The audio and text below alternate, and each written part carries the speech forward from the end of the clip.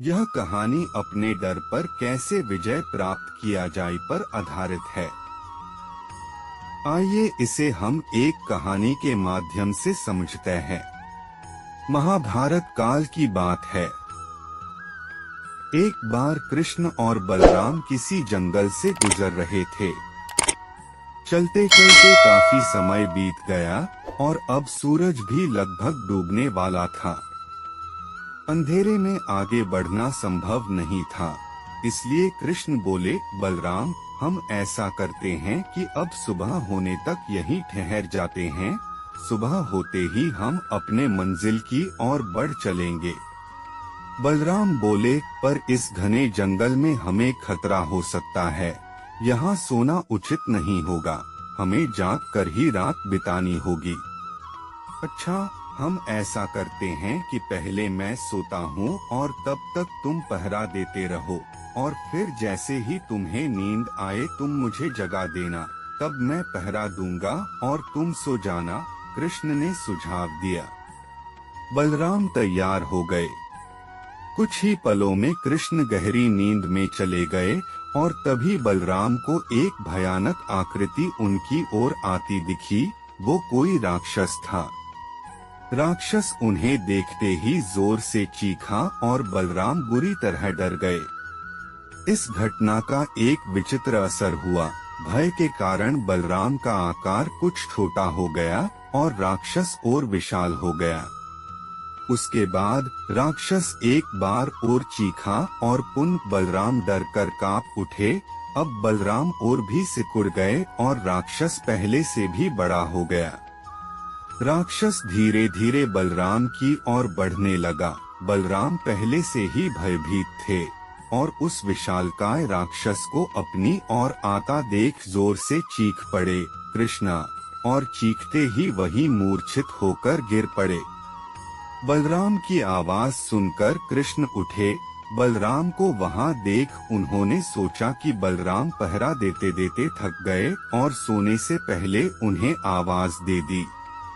अब कृष्ण पहरा देने लगे। कुछ देर बाद वही राक्षस उनके सामने आया और जोर से चीखा। कृष्ण जरा भी घबराए नहीं और बोले, बताओ तुम इस तरह चीख क्यों रहे हो, क्या चाहिए तुम्हें? इस बार भी कुछ कृष्ण के साहस के कारण उनका आकार कुछ बढ़ गया और राक्षस का आकार कुछ घट गया।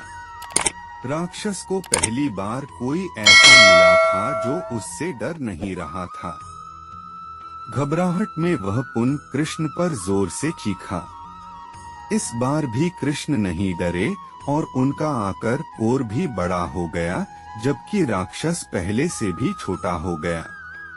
एक आखिरी प्रयास में राक्षस पूरी ताकत से चीखा पर कृष्ण मुस्कुरा उठे और फिर से बोले, बताओ तो क्या चाहिए तुम्हें?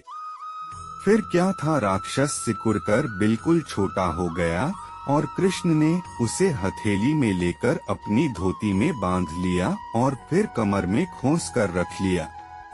कुछ ही देर में सुबह हो गई। कृष्ण ने बलराम को उठाया और आगे बढ़ने के लिए कहा।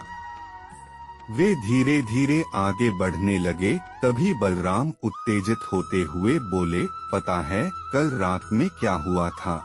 एक भयानक राक्षस हमें मारने आया था। रुको रुको, बलराम को बीच में ही टोकते हुए कृष्ण ने अपनी धोती में बंधा राक्षस निकाला और बलराम को दिखाते हुए बोले, कहीं तुम इसकी बात तो नहीं कर रहे हो? हाँ, ये वही है। पर कल जब मैंने इसे देखा था तो ये बहुत बड़ा था। ये इतना छोटा कैसे हो गया? बलराम आश्चर्यचकित होते हुए बोले। कृष्ण बोले, जब जीवन में तुम किसी ऐसी चीज से बचने की कोशिश करते हो जिसका तुम्हें सामना करना चाहिए, तो वो तुमसे बड़ी हो जाती है और तुम पर नियंत्रण करने लगती है। लेकिन जब तुम उस चीज का सामना करते हो जिसका सामना तुम्हें करना चाहिए, तो तुम उससे बड़े हो जाते हो और उसे नियंत्रित करने लगते हो।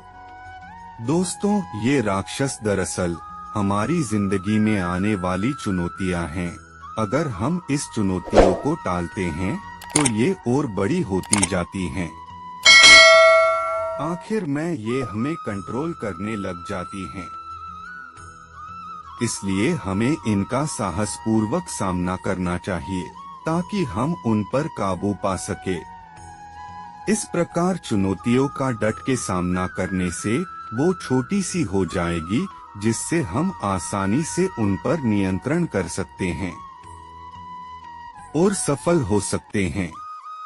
दोस्तों, कैसी लगी ये कहानी हमें कमेंट करके जरूर बताएं।